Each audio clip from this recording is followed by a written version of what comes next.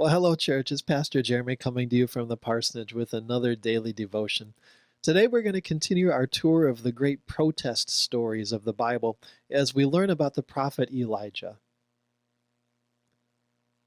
In our last devotion, we heard the story of the prophet Nathan, and we learned that the prophets of the Bible were God's holy protesters, the people God spoke to when it was time to speak truth to power. Nobody fits that description better than the prophet Elijah. Elijah is one of the superstars of the Old Testament. God called Elijah as a prophet during a time of corruption in the kingdom of Israel. In order to boost the economy and protect the nation, the kings of Israel had made a series of treaties and arrangements with foreign rulers. When King Ahab married a Phoenician princess named Jezebel, the land became safer and more prosperous than it had been in centuries. The price of all this prosperity, though, was a growing inequality in the nation and a turning away from God. Together, Ahab and Jezebel led the Israelites to worship other gods, and the gap between the haves and the have-nots grew wider and wider. In this time of turning away from God, God raised up the prophet Elijah to expose the corruption and evil of Ahab and Jezebel. When the rulers of the land ignored Elijah's voice, Elijah announced that the rain would cease to fall on the land of Israel. A great drought took hold of the land. Year after year, the crops withered in the fields. The once booming economy collapsed in an instant. But instead of listening to Elijah's voice, Ahab and Jezebel blamed him for the ruin that had befallen the nation, and they sought to have him killed. When Elijah pointed out the corruption at the heart of the government, that was an act of protest. And when he held up his hand and stopped the rain from falling, that was an act of protest too. Of all people, we who live in Flint, the home of the great sit-down strike, ought to understand the power that comes from bringing the economy and production to a halt.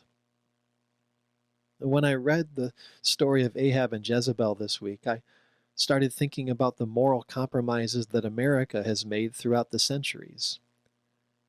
Compromises over slavery made the forming of the United States possible.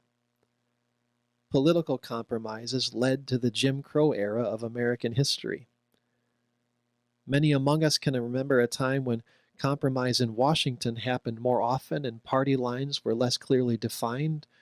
We think of that as a sort of golden age of American politics. What we often fail to remember is that peaceableness, those compromises were made possible by a sort of a gentleman's agreement not to move forward with civil rights for African Americans. The history of the United Methodist Church is filled with similar compromises. Moments when justice was sacrificed at the altar of growth or unity or trying to get along.